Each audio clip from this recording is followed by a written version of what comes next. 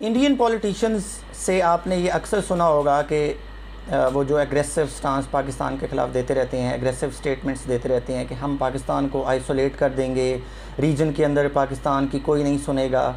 अब ज़रा इंडियंस की इस स्टेटमेंट को थोड़ा सा इस रीसेंट सिनेरियो में डाइसेक्ट करने की कोशिश करते हैं। देखें, ये जितना भी पिछले दिनों एक इंडिया पाकिस्तान की वॉर लाइक सिचुएशन चलती रही, इसमें सबसे पहले तो आप ये देखें कि इंडिया को सपोर्ट किस किस ने किया। इंडिया को सिर्फ 2 स्टेट्स ने सपोर्ट किया इस ओवरऑल पूरे एग्रेसिव पोस्चर में जो साउथ एशिया के अंदर हुआ। नंबर 1 इसराइल ने सपोर्ट किया, और इसराइल ने जब सपोर्ट किया ड्रोन की मदद में किया या ओवरऑल फाइनेंशियल भी किया होगा, वट टेक्नोलॉजी की फॉर्म में किया। स्टेट ऑफ पाकिस्तान इसराइल को एज अ स्टेट कंसिडर ही नहीं करती, तो हमारे लिए इन अनदर वर्ड्स वो स्टेट एग्जिस्ट ही नहीं करती।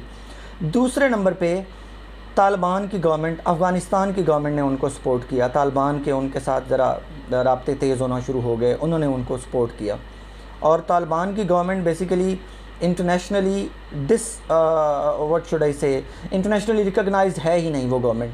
इन 2 गवर्नमेंट्स के अलावा पूरी दुनिया में से किसी स्टेट ने इंडियन जो नैरेटिव है उसको बाय नहीं किया, उसको सपोर्ट नहीं किया।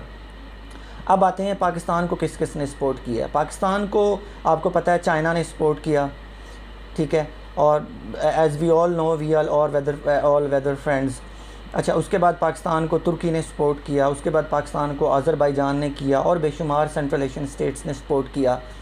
अच्छा, उसके अलावा अगर हम यूनाइटेड स्टेट्स की एग्जांपल दें, यूएस का बड़ा एक एक बड़ा स्ट्रेटिजिक रोल रहा है इस ओवरऑल साउथ एशिया के इंडिया पाकिस्तान राइवलरी में, ख़ास तौर पे पिछले चंद दिनों में। कैसे भला?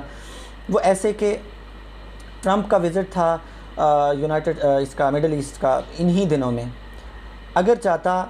ट्रंप अगर चाहता तो वो इंडिया का विज़िट कर सकता था एक सिंबॉलिक जेस्चर के तौर पे कि जी हम आपके साथ हैं, हम आपके अलाए हैं, तो हम आपको सपोर्ट करेंगे। But Trump did not do that. उसकी वजह ये भी थी, एक तो वो मुस्लिम नेशंस में आया हुआ था, मुस्लिम स्टेट्स में आया हुआ था। एंड इस दफ़ा बाय द वे जो अरबी हैं ना, वे बड़े खुश थे कि चलें कोई एक मुस्लिम स्टेट तो है जिसने अगर मैं आपको सिंपल वर्ड्स में बताऊंगा, जिसने मत्था मारा हुआ है किसी नॉन मुस्लिम स्टेट को। अदरवाइज़ तो पूरी दुनिया में मुसलमान ही बेचारे पिससे जा रहे हैं ना। तो अरबी जो थे वो बड़े खुश थे, उनकी तरफ से भी कोई इंडिया की सपोर्ट में कोई ऐसी स्टेटमेंट नहीं आई। बस ये मिक्स आती रही हैं कि आप एक दूसरे के साथ एक दूसरे की सुनें और एक दूसरे के साथ बैठ के डायलॉग करें और फिर इशू को रिजॉल्व करें। इस तरह की चीज़ें आती रही हैं, बट ओवरऑल जेस्चर उनकी तरफ से भी पॉजिटिव नहीं था इंडिया के लिए। अच्छा, अब यूनाइटेड स्टेट्स ने, ट्रंप ने सीज़ फायर करवाया। सीज़ फायर पाकिस्तान के हक़ में गया, क्योंकि पाकिस्तान उस वक्त जब सीज़ फायर करवाया गया उस वक्त पाकिस्तान अपना रिटेलिएशन कर चुका था। पाकिस्तान इंडियन आर्मी को, इंडियन आर्म फोर्सेस को, इंडियन एयर फोर्स को या ओवरऑल एक इंडिया को रिटेलिएटरी मैसेज दे चुका था। तो हम अपना बदला ले चुके थे। उस कॉन्टेक्स्ट में सीज़ फायर करवाना पाकिस्तान के फेवर में था। तो अच्छा, उसके बाद उन्हीं दिनों में IMF से लोन अप्रूव हुआ पाकिस्तान के लिए। हालांकि US अगर चाहता तो वो उसको रुकवा सकता था, इंडिया को सपोर्ट कर सकता था, क्योंकि इंडियंस ने बड़ी कोशिश की कि पाकिस्तान को IMF से लोन ना मिले, तो वो भी मिला।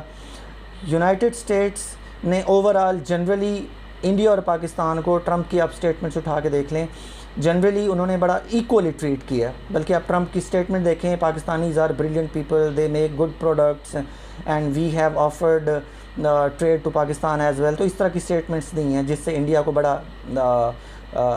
काफ़ी रिजर्वेशंस हुई अगेंस्ट द यूनाइटेड स्टेट्स। अच्छा, फिर उसके बाद जम्मू एंड कश्मीर का इशू हाईलाइट हुआ। हालांकि ये बैक बर्नर पे चला गया और इस पे कोई बात नहीं हो रही थी। ऐसे लग रहा था कि जैसे बड़ा कश्मीर में पीस हो गया है। तो इंडिया के अपने ही फॉल्स फ्लैग ऑपरेशन ने कश्मीर इशू को हाईलाइट कर दिया। चाइनीज़ टेक्नोलॉजी का टेस्ट हो गया। चाइनीज़ और पाकिस्तान की फ्रेंडशिप में एक और ज़्यादा बूस्ट आ गया। ठीक है, बांग्लादेश ने पाकिस्तान की सपोर्ट की, बल्कि आजकल तो बांग्लादेश और चाइना, और एक कुछ रिपोर्ट्स आ रही हैं बांग्लादेश, चाइना, पाकिस्तान बांग्लादेश के अंदर एक सुना यही है कि एयर बेस बनाने की तैयारी भी कर रहे हैं, जिससे इंडिया का जो है वो एक चिकन नेक है 60 किलोमीटर का और 20 kilometre wide, 60 kilometre wide, 20 kilometre की जो उसकी चौड़ाई है, 60 किलोमीटर लंबाई है, वो एक चिकन नेक है जिससे इंडिया ईस्ट से वेस्ट की तरफ कनेक्ट होता है। तो उसको भी काफ़ी सारा थ्रेट मिला हुआ है, तो बेस बनाने की कोशिश कर रहे हैं।